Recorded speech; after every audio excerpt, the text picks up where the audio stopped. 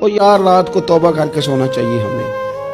کچھ غلطیاں ہم کرنا نہیں چاہتے پر ہم سے ہو جاتی ہیں. کچھ دل ہم توڑنا نہیں چاہتے پر وہ ٹوٹ جاتے ہیں. ہماری مجبوری ہوتی ہے ٹوٹ جاتے ہیں. رات کو اس کی بارگاہ میں ہاتھ باندھ کے کشکول طلب دراز کر کے خوب استغفار پڑھنا چاہیے کہ مالک بندے ہیں نا کیا کریں. نفس کا ساتھ ہے, دنیا کا ساتھ ہے, خواہشات نفسانیہ. مالک معاف کر دے. درد سے توبہ. رسم نہ ہو, کہانی نہ ہو, لفظ نہ ہو, جملے نہ ہو.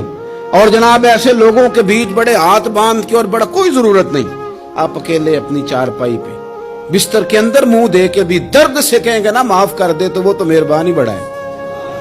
میرے نبی پاک صلی اللہ علیہ وسلم مثال دیتے ہیں. فرمایا ایک آدمی صحرا میں جا رہا. صحابہ سے حضور خطاب کر رہے ہیں. فرمایا ایک آدمی صحرا میں جا رہا تھا. اس نے اپنی اونٹنی پہ کھانا پانی پیسے ہر چیز رکھی ہوئی تھی. صحرا تھا بہت بڑا. درمیان صحرا کے گیا تو تھوڑا سا سستانے کے لیے آرام کرنے کے لیے اونٹنی سے نیچے اترا. اب اس نے اونٹنی کی لگام اونٹنی کی نکیل اپنے سرہانے کے نیچے رکھی, ہاتھ کے ساتھ پکڑی اور سو گیا. تھوڑی ہی دیر کے بعد جب اس کی آنکھ کھلی تو دیکھا اونٹنی غائب ہے. صحرا میں وہ پیدل نہ آگے جا سکتا ہے, نہ پیچھے جا سکتا ہے, نہ دائیں نہ بائیں. کھانے کو روٹی نہیں, پینے کو پانی کا قطرہ نہیں. تھوڑا ادھر بھاگا ادھر بھاگا, تھک گیا. کریم محبوب فرماتے ہیں وہ پوری طرح نڈھال ہو گیا اور مایوس ہو گیا. معاذ اللہ.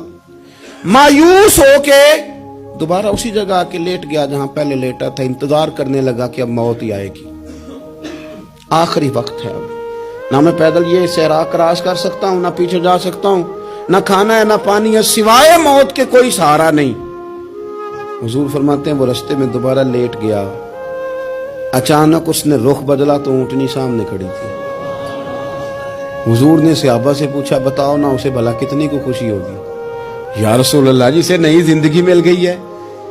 آپ دیکھیں نا سارے ڈاکٹروں نے کہہ دیا کہ اس کے تو گردے معدہ جگر ہر چیز ختم ہے, گھر لے جاؤ خدمت کرو. ہر طرف پریشانی ہے. وہ بندہ بھی سمجھ گیا ہے کہ آخری وقت آ گیا, کل جاؤں پرسوں جاؤں. تیاری ہو گئی, سب لوگ آ گئے, باہر والے بھی آ گئے. یہ ماحول ایک عجیب رنگ اختیار کر گیا. اچانک ایک ڈاکٹر نے آ کے کہا نہیں غلطی لگ گئی تھی. مجھے بتائیے انداز کیا ہوتا ہے؟ بغیر دوائی کے بندہ اٹھ کے کھڑا نہیں ہو جاتا. میں تو بچ گیا ہوں. نبی پاک صلی اللہ علیہ وسلم فرمانے لگے اس کی اونٹنی مل گئی. بتاؤ بھلا اسے کتنی خوشی ہوگی. یا رسول اللہ وہ تو دوبارہ دنیا میں آ گیا. حضور فرمانے لگے اسے کچھ بھی خوشی نہیں ہوئی. جب کوئی رب کا گناہگار بندہ آ کے توبہ کرتا ہے, رب کو اس سے کئی گنا زیادہ خوشی ہوتی ہے. میرا بندہ آ گیا ہے, میرا بندہ آ گیا ہے, میرے گھر آ گیا. اس نے آنسو بہائے ہیں. اس نے کہا اللہ میں تیرا ہی رزق کھاتا ہوں, تیری ہی زمین پہ رہتا ہوں, تیرے نام سے میری سانسیں چلتی ہیں. وہ آ گیا. فرمایا اس اونٹنی والے سے زیادہ رب کو خوشی ہوتی ہے جب گناہگار آ کے توبہ کرتے. گناہگاروں کے آنسو اس کی بارگاہ میں بڑے مقبول ہیں, لیکن ہم رسم ادا کرتے ہیں, توبہ نہیں کرتے. ہم اپنے آپ کے ساتھ دھوکہ کرتے ہیں, جھوٹ بولتے ہیں. ہم بندہ کوئی ناراض ہو جائے تو ہمیں کو نہیں نیند آتی, اس کے گھر چلے جاتے ہیں. ہم اپنے سارے رشتوں کو تعلقات کو مینٹین کر کے رکھنے کے عادی ہیں. ہمیں پتہ ہے کہ وہاں میں نہیں جا سکا تو بیٹا بھیجتا ہوں, فلاں شادی پہ میں نہیں جا سکا تو بھتیجا بھیجتا ہوں, بھائی بھیجتا ہوں. ہر تعلق کا ہم نے خیال رکھا کوئی روٹھ نہ جائے. لیکن کمال ہے نا, یہ نہیں سوچا کہ اگر رب روٹھ گیا تو جب وہ روٹھ جائے نا تو سارے رشتے بھی بندے کے پاس موجود ہوں تو کوئی کرامت نہیں ہوتی.